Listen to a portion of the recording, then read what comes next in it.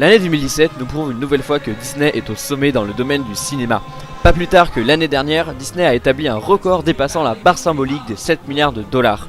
Cette année, Disney a largement dépassé la barre des 6 milliards, mais a-t-elle dépassé celle des 7 milliards?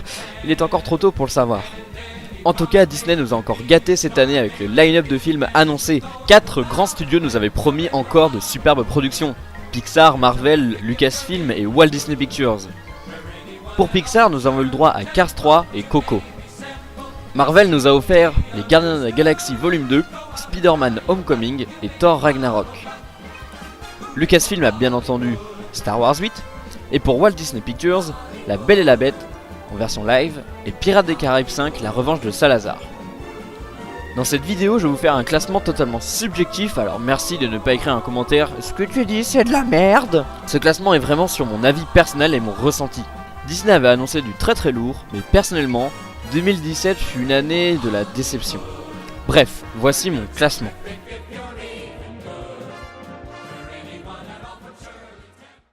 En 8ème position, on retrouve Pirates des Caraïbes. Le 5e film marquait soit un second souffle à la saga, soit la mort définitive. Et pour ma part, Pirates des Caraïbes est définitivement mort avec cet opus. Un Johnny Depp ne jouant pas Jack Sparrow, un Jack complètement inutile, des clichés de partout, des pirates complètement teubés et pas futés, bref, grosse déception pour Pirates des Caraïbes, et le réalisateur a prévu de continuer. En 7ème position, Star Wars 8. Le film qui divise le public en deux. Soit on l'adore, soit on est déçu. Je ne déteste pas ce film, mais pour moi c'est un ratage total. J'étais le premier à défendre Star Wars et Disney contre les critiques de type c'est que pour le marketing, mais là, le scénario est complètement nul et pas travaillé. Surtout pour un Star Wars, un film avec un budget quasiment illimité. Mais entre les moments what the fuck, les ta gueule c'est magique, c'est la force, les non-développements des personnages ou même juste les enjeux. On ne sait même pas pourquoi le Premier Ordre veut contrôler la galaxie, qui est Rey, pourquoi la Résistance est contre le Premier Ordre, on ne sait rien. Juste, eux c'est les gentils, eux c'est les méchants, point final. Reste à voir si l'épisode 9 répondra à ces questions. En 6ème position, Spider-Man Homecoming. Le 3e reboot déjà du personnage, mais pour celui-ci, le développement est différent. Car Marvel ne nous explique pas pour la énième fois qui est Peter Parker, vu qu'on connaît déjà son histoire, et est déjà vu dans Captain America 3. Plus axé pour les ados, ce film reste néanmoins une bonne surprise. C'est un Marvel avec ses codes, il fait le taf, l'histoire tient debout, et Spider-Man fait partie maintenant, officiellement, du MCU avec son propre film. Un peu fragile quand même, avec son papa Iron Man, qui est quand même là pour ne pas frustrer et donner du contexte à ce film. En 5ème position, Cars 3. Ce film était attendu pour écraser et oublier ce Cars 2 tout moisi, et le pari est réussi. Totalement, je dirais que non. Certes, il est meilleur que Cars 2, meilleur Pixar, je ne dirais pas ça. Meilleur Cars, non plus. Il joue beaucoup sur la nostalgie du premier film. Cars 3 m'a fait beaucoup ressentir des émotions du premier film, ce qui est pour moi pas très original. Mais pourquoi pas, après tout. L'histoire est plutôt cool, et tous les nouveaux personnages et les anciens sont aussi très bien. En 4ème position, La Belle et la Bête. J'aime plus ou moins les remakes de Disney en version live, mais celui-ci est plutôt bien réussi. À la fois nostalgique du premier film d'animation, mais aussi bien de la nouveauté en apportant de nouvelles choses. Les chansons étaient pour ma part très bien remises au goût du jour tout en gardant l'âme des anciennes. En 3ème position, Thor Ragnarok. J'aime beaucoup ce personnage. Le premier opus était très fun et avait son style, le deuxième aussi mais un peu faiblard, mais le 3e opus remonte le tout et prend des risques. Lucasfilm.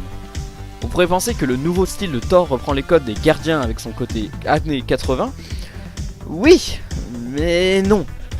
On a un petit goût de couleur flashy et années 80 dans l'ambiance sonore, mais c'est tout. Et c'est bien là toute l'entité du film contrairement au précédent opus. Et maintenant, quel film j'ai le plus aimé en 2017 ? En 2ème position, Coco. Pixar nous a offert cette année un nouveau film d'animation très original et très festif.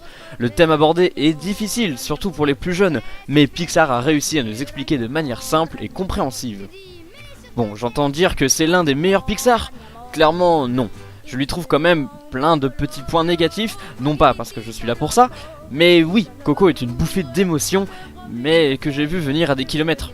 Alors je l'ai un peu appréhendé. Et oui, j'ai versé ma petite larme, mais au fond de moi, je savais que c'était le moment où Pixar voulait nous faire pleurer. Mention spéciale à Michael Giacchino pour cette bande son magnifique. Et en première position,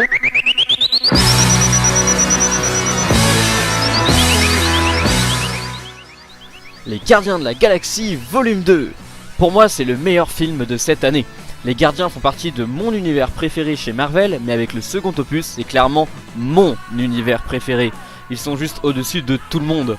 L'ambiance, les personnages, le scénario, les effets, bref, pour moi James Gunn, le réalisateur, sait répondre et plaire aux fans des Gardiens et dirige cette licence avec soin. Il sait clairement là où il veut aller. Toujours pas comme chez Lucasfilm. Bon, je taquine un peu, mais ce classement ce n'est que mon avis, alors je le répète, pas la peine d'écrire un message où j'ai tort de dire quelque chose ou telle chose sur tel film ou tel film. C'est mon classement, pas le vôtre. 2018 nous promet aussi du très lourd, mais j'espère que les films seront un peu plus créatifs. Je vous invite aussi à voir mon classement de l'année dernière en 2016, la vidéo étant non répertoriée dans la description. Et vous, quel est votre classement? N'hésitez pas à l'écrire en commentaire. Quant à moi, je vous dis à l'année prochaine et bonne fête de fin d'année. Salut!